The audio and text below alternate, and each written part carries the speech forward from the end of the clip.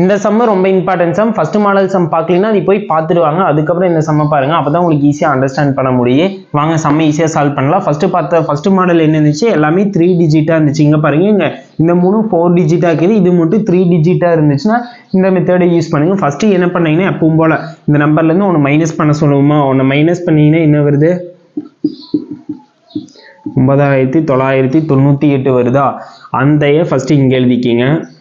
அடுத்தது என்ன பண்ணீங்கன்னா இங்கான 3 டிஜிட் தானே இருக்குது, அதனால இது 4 டிஜிட் ஆக்குறதுக்காக என்ன பண்ணனா 325 இது முன்னால ஒரு 0 போட்டுக்கிறோம். முன்னால 0 போறனால ஒன்றும் ஆகாது, பின்னால 0 போட்டால் தான் அதுக்கு வேல்யூ இருக்கு.